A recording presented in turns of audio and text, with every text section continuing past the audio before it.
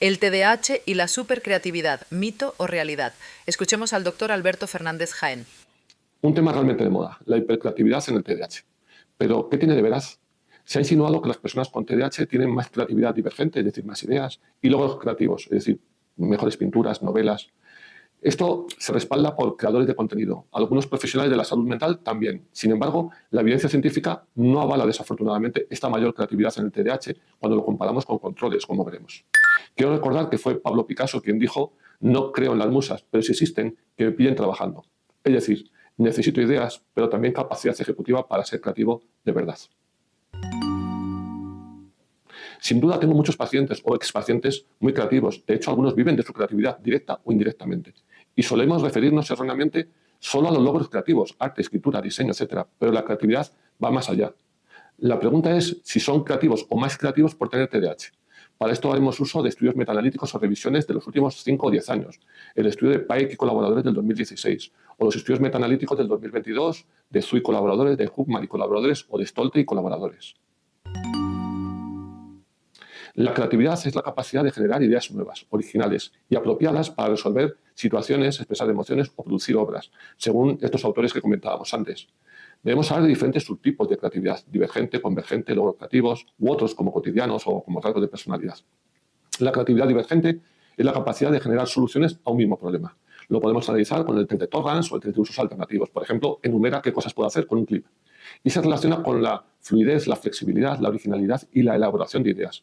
Es el tipo más asociado supuestamente al TDAH, según los estudios de Kim del 2020, de Huckman del 2022, de Stolte del mismo año o de Zhu y colaboradores también del mismo año. Y digo supuestamente, como veremos después.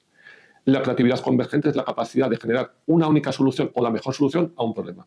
Lo podemos analizar por el test de asociaciones remotas. ¿Qué palabra une sueño, cama y noche? Y se relaciona con el razonamiento, el foco atencional y las estrategias ejecutivas. Es el tipo supuestamente más afectado en el TDAH, según estudios como el de Kim del 2020 o de Stolte del 2022.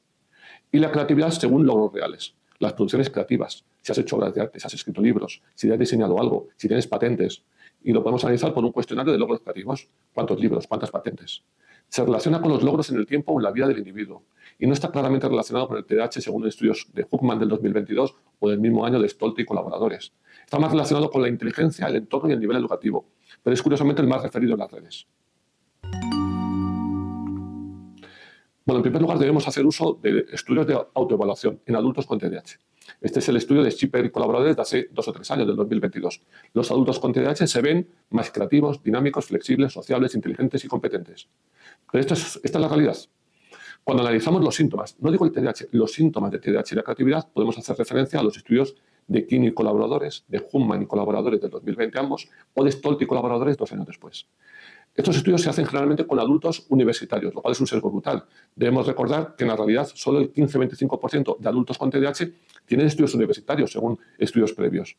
Bueno, pues los síntomas de TDAH se relacionan con la creatividad real y la divergente en estos grupos. Pero insisto que son síntomas en adultos universitarios, no adultos diagnosticados de TDAH. Síntomas que se recogen por entrevistas, no por diagnósticos formales, insisto, y además hechos en universitarios, es decir, en personas con competencias quizás distintas.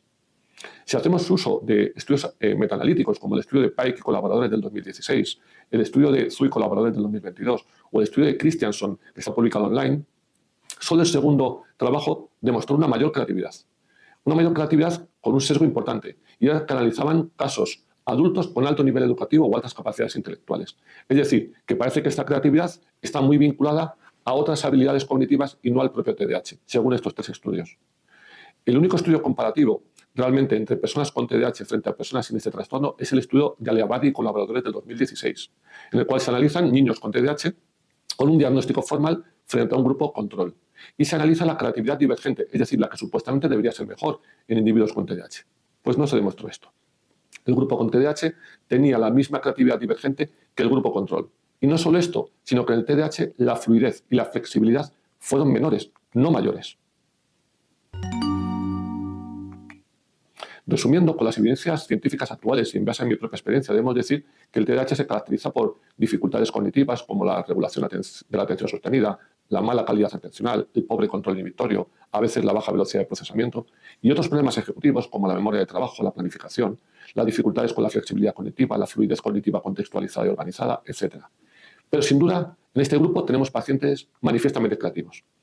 Cuando hacemos uso de autoevaluaciones o estudios sobre síntomas del TDAH, sí que se observa una relación en adultos, generalmente universitarios, entre los síntomas y la creatividad real y divergente, pero en adultos universitarios con síntomas de TDAH. Sin embargo, en estudios metaanalíticos no se consigue evidenciar esta mayor creatividad en el TDAH. Y esta creatividad parece estar más relacionada con el nivel educativo, con el CI o el ambiente cultural y no con el TDAH per se. Y en niños no solamente no se objetiva esta mayor creatividad en el TDAH, sino que tiene una menor creatividad divergente por la disfunción ejecutiva. Entiendo a divulgadores, optimizadores, animadores en las redes, lo entiendo perfectamente. Pero igual que lo entiendo, animo a profesionales de la salud a que seamos serios. No tenemos evidencia que apoye una mayor creatividad en el TDAH con estudios actuales, seamos serios.